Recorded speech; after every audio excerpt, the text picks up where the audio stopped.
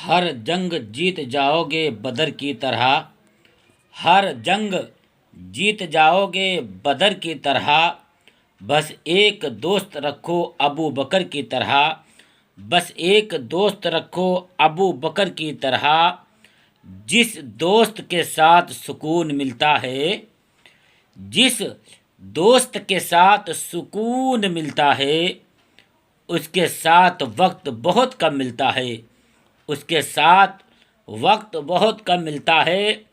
مسجد کے لیے، اور شاعر کہتا ہے کہ مسجد کے لیے سر کٹانے کو تیار ہے، مسجد کے لیے سر کٹانے کو تیار ہے، لیکن مسجد میں سر جھکانے کو تیار نہیں، لیکن مسجد میں سر جھکانے کو تیار نہیں۔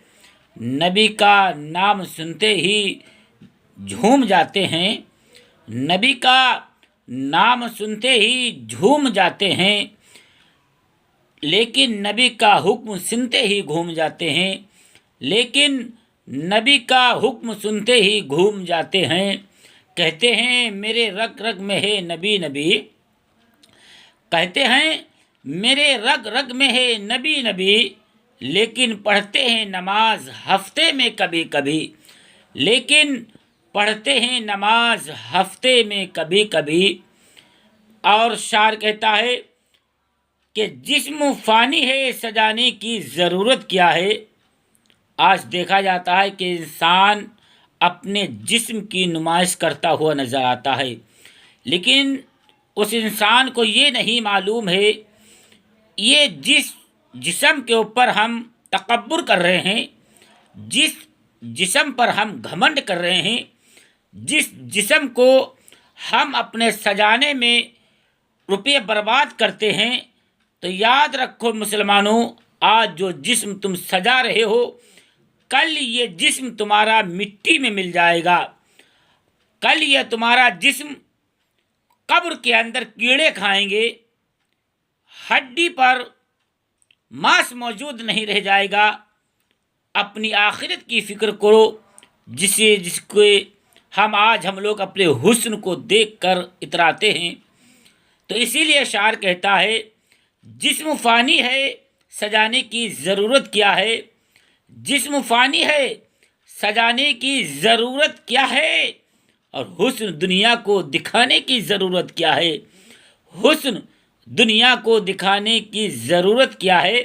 اور شاعر کہتا ہے ایسے اعمال کرو کہ روح سے خوشبو آئے۔ انسان آج ایسے اعمال کرتا ہے، گناہوں کا کام کرتا ہوا نظر آتا ہے، مسجدوں کی میناروں سے آواز آتی ہے، اعلان کیا جاتا ہے نماز پڑھنے کے لیے، حی علی الصلاۃ حی علی الصلاۃ، آؤ نماز کی طرف، آؤ نماز کی طرف، لیکن انسان چوراہوں پر بیٹھا رہتا ہے، انسان اپنے دوستوں کے پاس بیٹھا رہتا ہے، لیکن اسے توفیق نہیں ہوتی ہے کہ وہ مسجد کی طرف نماز پڑھنے کے لیے جائے۔ اور اعمال کی بات کرتا ہے، انسان یہ سوچتا ہے کہ میں دنیا میں ہمیشہ رہوں گا۔ ارے تم نے کئی لوگوں کو اپنے کاندھوں پر لاد کر قبرستان میں اتارا ہے، ان کے جسم کو مٹی کھا گئی، اور آج ان کا کوئی بھی نام لینے والا موجود نہیں رہا۔ کتنے دن انسان یاد کرتا ہے۔ اے ایمان والو، اللہ سے ڈرو، تو ایسے کام کرو جو تمہیں عطر لگانے کی ضرورت نہ پڑے، بلکہ تمہارے جسم سے خوشبو آئے۔ جب تم گلیوں سے نکلو تو لوگ کہیں کہ اپنی اپنی گردنوں کو جھکا لو، وہ دیکھو ایک انسان آ رہا ہے، نمازی انسان آ رہا ہے، انسان پرہیزگار آ رہا ہے، تو تمہاری لوگ عزت بھی کریں گے۔ اے ایمان والو، اب بھی تمہارے پاس وقت ہے، کہ اسی لیے تو شاعر کہتا ہے ایسے اعمال کرو کہ روح سے خوشبو آئے، عطر کپڑوں پر لگانے کی ضرورت کیا ہے، عطر کپڑوں پر لگانے کی ضرورت کیا ہے۔ تو اے ایمان والو، نماز کو ادا کرو، نیک کام کرو، صدقہ دو، زکوٰۃ کرو، زکوٰۃ دیا کرو، بیواؤں کی مدد کیا کرو، یتیموں کا سہارا بنا کرو۔ یہی چیز ہے جو تمہیں دنیا یہی چیز ہے جو تم دنیا کے اندر بھی کامیاب رہو گے اور آخرت کے اندر بھی کامیاب رہو گے اور قبر کے اندر بھی کامیاب رہو گے۔